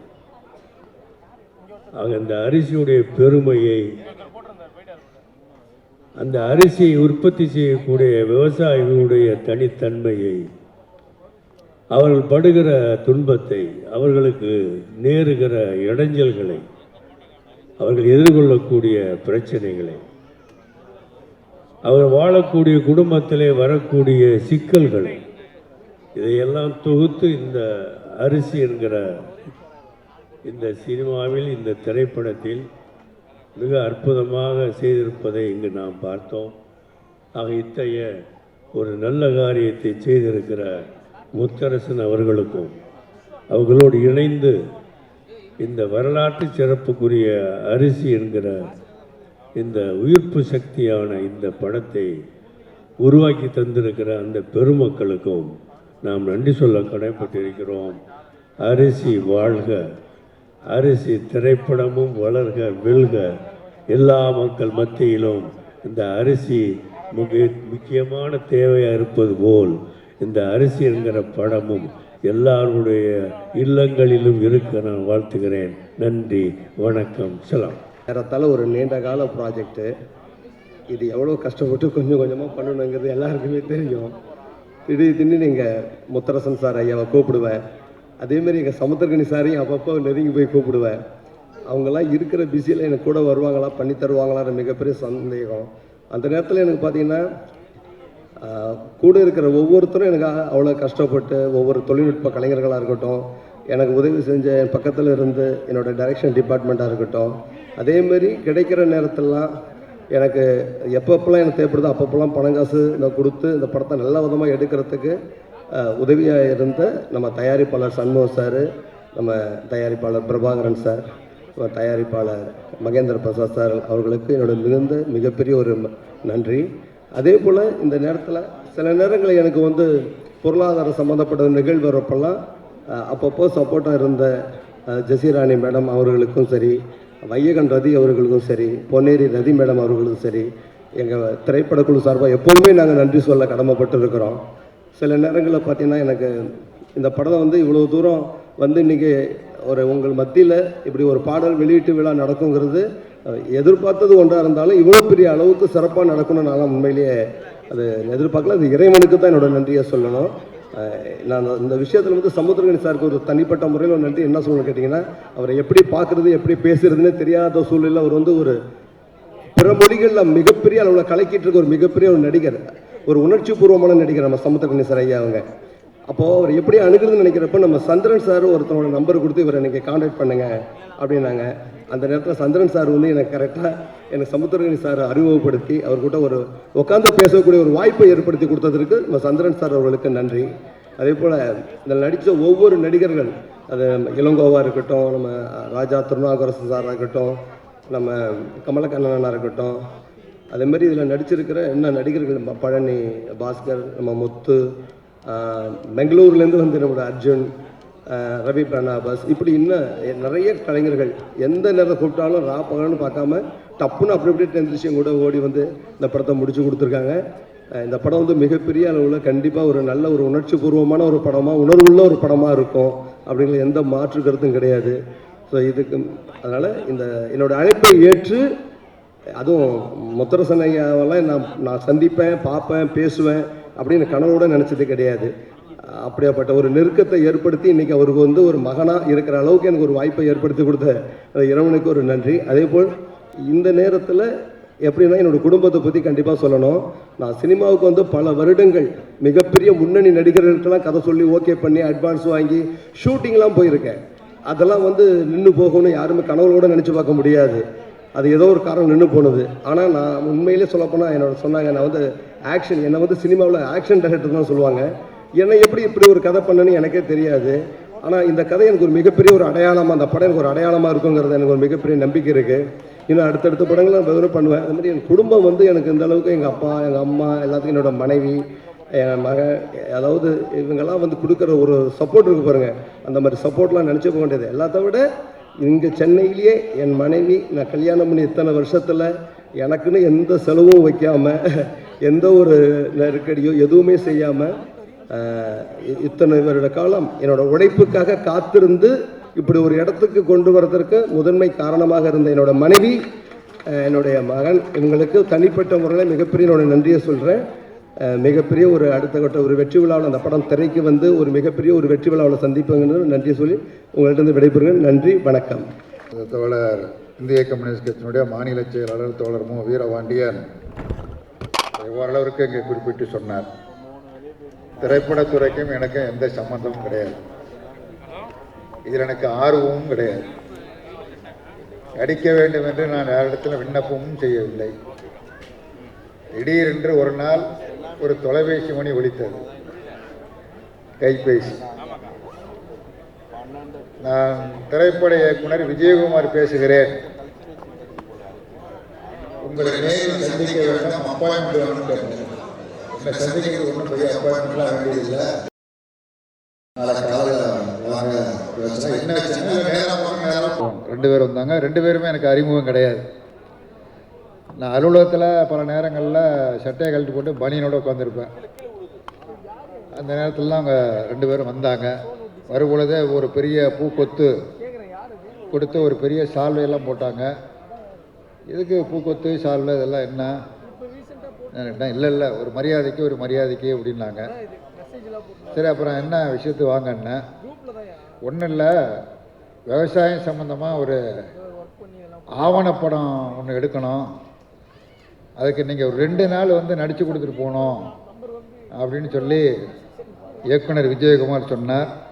நாற்காலியில் உட்கார்ந்திருந்த நான் எழுந்து நின்று வணக்கம் சொல்லி, இதற்கும் எனக்கும் சம்பந்தம் இல்லை, இதற்கு என்ன எப்படி நீங்கள் தேர்ந்தெடுத்தீங்கன்னு தெரியல, நான் வரமாட்டேன் அப்படின்ட்டேன். என்னது சிக்கலில் மாட்டி விட்டதே அவர் தான். வர முடியாதுன்னு சொல்லிட்டேன். யதார்த்தமாக தான் சொன்னேன், வேணும்னு சொல்ல. அப்புறம் கதையெல்லாம் சொன்னார். கதையெல்லாம் நல்லா இருக்குது, நீங்கள் எடுங்க, எங்கேயாச்சும் கிராமத்தில் போய் எடுத்தீங்கன்னா எங்கள் தோழர்கள்ட்ட உதவி தேவைப்பட்டால் நான் உதவி செய்ய சொல்கிறேன், நான் வரமாட்டேன் அப்படின்ட்டு. அவர் மிக கெட்டிக்காரர் விஜயகுமார், உண்மையிலேயே மிக கெட்டிக்காரர், புகழ்ச்சியாக சொல்லு, மிக மிக கெட்டிக்காரர், சாதிக்கக்கூடிய ஆற்றல் படைத்தவர், எதையும் சாதிச்சிடுவார். எல்லாம் சொல்லிவிட்டு யோசனை பண்ணி வைங்க, நான் 2 நாள் சென்று வரேன்ட்டு போயிட்டார். அதாவது கட் பண்ணி விடலை, நான் கட் பண்ணிட்டேன், அவர் கட் பண்ண மாட்டேங்கிறார். 2 நாள் சென்று வரேன்ட்டு போனார். சரி போங்க அப்படின்ட்டேன். அப்புறம் அடுத்தாப்புல நம்ம மாநில துணைச் செயலாளர் மு வீரபாண்டியன் அவர் சொன்னார், என்கிட்ட தான் முதல்ல அதான் இன்னும் அவர்கிட்ட தான் சொன்னேன், ஆவணப்படமாக 2 நாள் நடிக்க கூப்பிடுறாங்க அப்படின்னு. ஐயா ஆவணப்படம் தானே, இன்றைக்கி 2 நாள் போயிட்டு வாங்க, அது ஒன்றும் தப்பு இல்லை, அது அவார்டுக்கு அனுப்புவாங்க, பல பேர் எல்லா தலைவர்கள் போயிட்டு தான் இருக்கிறாங்க, அதனால் ஒரு பிரச்சனையும் இல்லை, 2 நாள் போங்க அப்படின்னாரு. அடுத்து இன்னொரு துணைச் செயலாளர் பெரியசாமி அவர்கிட்ட சொன்னால் நடிக்கலாம் போங்க அப்படின்ட்டாப்புல. இதுதான் சரின்ட்டு அப்புறம் இங்கே மறுபடியும் வந்தாங்க. அப்புறம் வர்றேங்க, ஆனால் 2 நாள் தான், அதுக்கு மேலே நான் வரமாட்டேன், அதோடு நீங்கள் முடிச்சுக்கணும் அப்படின்னா. இல்லை அதோடு நாங்கள் முடிச்சிடுறோம், அதான் அவர்கிட்ட இருக்கிற கட்டிக்காரத்தனம், அதோடு முடிச்சிடுறோம் அப்படின்னாப்புல. ஆவணப்படம் தானே. நான் சரி ஒரு 3 நாளாக வச்சுட்டு போவோன்ட்டு ஒரு 3 நாள் தேதி வச்சுட்டு போனேன். 3 நாள் படம் எடுத்து முடிச்சுட்டு எனக்கு ஆவணப்படம்னா என்ன, நீண்ட படம்னா எனக்கு ஒன்றும் புரியலைங்க பண்ணதில்லை. போனோடனே பிரிய விட சொன்னார், போன அன்னைக்கே பிரிய விட சொன்னார். ரஷ்யா அவங்க பிரி சுற்றுனாங்க. அப்புறம் மறுநாள் பாடை கட்டி தூக்கிட்டார் நம்மளை. அதாவது எனக்கு என்ன சந்தோஷம்னா, உயிரோடு வாழுகிற பொழுத வாழ்வதையும் பார்த்துட்டேன், செத்த பிணமாகவும் பார்த்துட்டேன். வந்து எல்லோரும் மாலையெல்லாம் போட்டாங்க, துண்ணூத்து பட்டையெல்லாம் அடித்து மாலையெல்லாம் போட்டு நமக்கு மரியாதையெல்லாம் செலுத்தினாங்க. 2வது நாள் சரி இதோடு தான் ஆவணப்படம் முடிஞ்சு போய் நான் நினச்சிக்கிட்டு இருந்தேன். அப்புறம் 3ஆவது நாள் இழுத்தாப்புல. அப்புறம் சொன்னார், ரொம்ப நைஸாக தான் சொல்லுவார், இன்னும் ஒரு 2 நாள் உங்களுக்கு எப்போ டைம் கிடைக்குதோ அப்போ வாங்க, கட்சி வேலை பாதிக்காமல் அப்படின்னாரு. ஓஹோ இப்படி தான் இந்த தொழில் இப்படி தானான்னு அப்போ தான் எனக்கு கொஞ்சம் கொஞ்சமாக புரியுது. சரி அப்புறம் 2 நாள், அப்புறம் 2 நாள் 40 நாள் ஆயிருக்கு. அப்புறம் இடையில இது மாதிரி உங்களோட சேர்த்து இன்னொருத்தர் நடிக்க வைக்கணும் அப்படின்னாரு. யார் அப்படின்னேன். அப்புறம் நமது மரியாதைக்குரிய சமுத்திரக்கனி அவர்கள். என்னோட சமுத்திரக்கனி நடிக்கலை, சமுத்திரக்கனியோடு தான் நான் நடிச்சிருக்கிறேன். அதான் உண்மை, அதான் யதார்த்தம். அவர் அப்படியே வந்துருச்சு.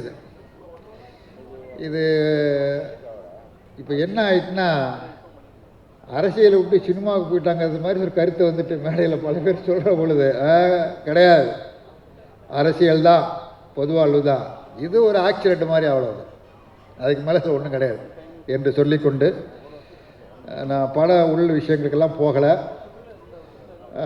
திரையரங்கங்களில் விரைவில் வரும், நீங்கள் பார்த்து அது சரியா தவறா என்பதை நீங்கள் முடிவு செய்வதற்கு உங்களுடைய முடிவுக்கு அதை விட்டு விடுகிறேன். இப்போ என் கதையை பூரா சொன்னால் அப்புறம் தான் கதை கட்டச்சு, அப்புறம் போய் படம் பார்க்கணுன்னு நினைப்பு வந்துட்டுனா, அதனால் தியேட்டரில் போய் நீங்கள் பார்த்து கொள்ளலாம். நம்முடைய அழைப்பை ஏற்று இங்கே வருகை தந்த நம்முடைய மாண்புமிகு தமிழ்நாடு முதலமைச்சர் அவர் பேசுகிற பொழுதே சொன்னார், நான் திரைத்துறையை விட்டு விலகி 4 ஆண்டு காலம் ஆகிறது, எந்த நிகழ்ச்சிக்கும் போவது இல்லை, உங்களால் தான் நான் வரலன்னு சொல்லிட்டு சொன்னார். இதுதான் உண்மை. அந்த அடிப்படையில் நிறைய வேலை, ஒரு மதுரைக்கு சென்று திரும்ப தஞ்சைக்கு வர வேண்டும், அப்படி பல்வேறு பணிகளுக்கு மத்தியில் இங்கே வந்து இந்த நிகழ்ச்சியில் கலந்து கொண்டு சிறப்பித்த அவருக்கும், அதே போல் காங்கிரஸ் கட்சியினுடைய தலைவர் செல்வ பெருந்தகை, மறுமலர்ச்சி திராவிட முன்னேற்ற கழகத்தினுடைய பொதுச் செயலாளர் அண்ணன் வைகோ, இந்திய கம்யூனிஸ்ட் கட்சியினுடைய மாநில செயலாளர் தோழர் வீரபாண்டியன், மார்க்சிஸ்ட் கட்சியினுடைய மாநில செயலாளர் தோழர் சண்முகம், விடுதலை சிறுத்தைகள் கட்சியினுடைய தலைவர் அருமை தோழர் திருமாவளவன், இந்திய யூனியன் முஸ்லீம் லீக்கினுடைய அகில இந்திய தலைவர் மாமா KM காதர் முகைதீன், அதேபோல் மனிதநேய மக்கள் கட்சியின் சார்பாக வந்து உரையாற்றிய தோழர், CPI ML விடுதலை கட்சியினுடைய மாநில செயலாளர் தோழர் ஆசை தம்பி மற்றும் இந்த அமைப்புகளின் சார்பில் இங்கே வந்து கலந்து கொண்டு நமக்கு ஆதரவு அளித்து நமது பாராட்டி சென்ற அனைவருக்கும் நன்றி தெரிவித்துக் கொள்கிறேன். அதேபோல் திரைப்பட துறையில் பணியாற்றி கொண்டிருக்கக்கூடிய எங்கள் குழுவோடு ஒரு குடும்பமாக, இதில் என்னென்னா ஒரு பிரபல்யமான அறிமுகமான நடிகர் அப்படின்னா மரியாதைக்குரிய சமுத்திரக்கனி மட்டும்தான். மற்றபடி இதில் உள்ளவர்கள் எல்லோருமே ரொம்ப அறிமுகமெல்லாம் கிடையாது, ஆனால் சிறந்த நடிகர்கள். மிகச்சிறந்த நடிகர்கள் எல்லாருமே ஒவ்வொருத்தரும் சிறப்பாக செய்திருக்கிறாங்க. நான் எப்படி செஞ்சுருக்கேன்னு எனக்கு தெரியாது. மற்றவர்கள் எல்லாருமே மிகச்சிறப்பாக செய்திருக்கிறாங்க. நல்ல நகைச்சுவையான காட்சியெல்லாம் உண்டு. இந்த அங்கே ஒருத்தர் நிற்கிறாரு பாருங்க, கண்ணாடி போட்டுக்கிட்டு கீழே. அவர் தண்ணி அடிக்கிறதுக்கு தண்ணி வாங்கி வச்சுருப்பார். தண்ணி அதை இன்னொரு ஆள் எடுத்து சாப்பிட்ருவார் அந்த டிஃபன் பாக்ஸில். அதை திறந்து பார்த்தோன்னே இவருக்கு பெரிய ஏமாற்றம், பெரிய கோபம். அவரை தாக்கணுன்னு ஒரு கல் எடுத்துகிட்டு போவார். அவர் அருவாலை வச்சு தீட்டுவார். அத்தோட இவர் ஓடி போயிடுவார். இந்த மாதிரியான பல காட்சிகள்லாம் அதில் இருக்குது. அந்த மாதிரி ஒவ்வொருத்தருமே அது மாதிரி இந்த பேச விட்டுருந்தா நல்லா பேசியிருப்பார். அற்புதமாக, பயங்கரமாக, மிகச்சிறப்பான நடிகர். இந்த மாதிரி எல்லாருமே ஒவ்வொருத்தரும் மிகச்சிறப்பாக, ஒவ்வொரு பேரையும் குறிப்பிட்டு சொல்வதற்கு நேரம் இல்லை. எல்லாருமே சிறப்பான பங்களிப்பை செய்திருக்கிறார்கள். அதே போல் கேமராமேன், மற்ற தொழில்நுட்ப பணிகளை மேற்கொண்ட நண்பர்கள் எல்லோருமே என்னென்னா, இது ஒரு வியாபார ரீதியாக யாருமே இதில் பங்கெடுக்கலை. ஒரு குடும்பமாக இருந்து செஞ்சால் என்ன செய்வாங்களோ அந்த மாதிரி ஒரு பரிபூர்ணமான ராத்திரி பகல் பாராமல் கடுமையான வெயிலில் பூரா வயல்வெளியில் எடுத்தது. பெரிய அளவுக்கு ஒத்துழைப்பை செய்திருக்கிறார்கள் அவர்களுக்கும். அதே மாதிரி குறிப்பாக இந்த படம் எடுக்கப்பட்ட கிராமம் முழுக்க பெருமளவுக்கு 90% 90% எடுக்கப்பட்டது குடவாசல் அருகில் உள்ள நெய்க்குப்பை என்கிற கிராமம். அந்த கிராமத்தினுடைய ஊராட்சி மன்ற தலைவர் பாலு இங்கே மேடையில் நம்முடைய சமுத்திரக்கனி அவர்களுக்கு சிறப்பு செய்தார்கள். அதே போன்று சரவணன், அந்த கிராமத்தில் உள்ள மக்கள், அந்த கிராமத்து மக்கள் அதில் முழுமையாக இந்த படத்திற்காக தங்களது பங்களிப்பை செய்து படத்தில் நடிக்கவும் செய்தார்கள். எல்லோருமே, சரவணன் நடிச்சிருக்காரு, பாலுவும் நடிச்சிருக்கிறார், எல்லாருமே நடிச்சிருக்கிறாங்க. அத்தனை பேரும் சிறப்பாக செய்திருக்கிறாங்க அவர்களுக்கு. அதே மாதிரி மற்ற எல்லாம் நடிக்கும். பெங்களூரு அங்கே இருந்தெல்லாம் நான் ஊரெலாம் இப்போ வரிசையாக சொல்ல எல்லாம் பின்னாடி உட்காந்துருக்குறாங்க. அதில் ஒருத்தரை பார்த்தா மோடி மாதிரி இருக்கும். மோடி மாதிரி தான் இருக்கும், மோடி இல்லை, மோடி மாதிரி இருக்கும் ஒருத்தர். அவர் தான் அந்த நிலத்தை பறிக்கிறதுக்குள்ள முயற்சியெல்லாம் மேற்கொள்கிறவர். இந்த மாதிரி எல்லோருமே மிகச்சிறப்பான முறையில் பங்களிப்பை செலுத்தியிருக்கிறார்கள். அதே போல்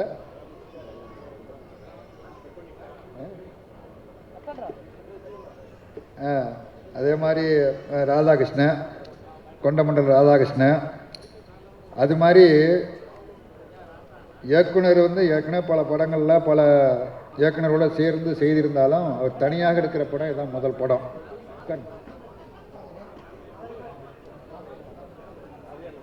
இவரையும் என்னையும் நம்பி சமுத்திரக்கனியை நம்பினா தப்பு இல்லை, அது கரெக்டு தான். விஜயகுமாரியும் என்னையை நம்பி முதல் போட்ட முதலீட்டாளர்கள் இருக்காங்கல்ல, அவங்கள தான் நான் முதல்ல நன்றி சொல்லணும். தயாரிப்பாளர்கள் ஏதோ ஒரு நம்பிக்கையில் 2-3 பேர் பண்ணியிருக்காங்க. சண்முகம், பிரபாகர், மகேந்திர பிரசாத், 3 பேரும். அப்படின்னா 30 கோடி நினைக்காதீங்க. இப்போ 3 பேர்னா ஆளுக்கு 10 கோடி அப்படிலாம் ஒன்றும் கிடையாது. ஒரு அளவான பட்ஜெட்டில் தான் பண்ணியிருக்குது. அவங்க 3 பேரும் அதில் நிதி உதவி செய்து இந்த படம் தயாரிக்கப்பட்டிருக்கிறது. குறைந்த பட்ஜெட்டாக தயாரிக்கப்பட்டிருக்குது. ஆகவே இப்படி எல்லோரும் ஒத்துழைத்திருக்கிறார்கள், சிறப்பாக ஒத்துழைத்திருக்கிறார்கள். அத்தனை பேருக்கும் பட குழுவின் சார்பில் நன்றியை தெரிவித்துக் கொள்கிறோம். அதே போல் இந்த நிகழ்ச்சி சிறப்பாக நடைவதற்கு பல்வேறு மாவட்டங்களில் இருந்தெல்லாம் இங்கே வருகை இருக்கிறார்கள். முன்னாள் சட்டமன்ற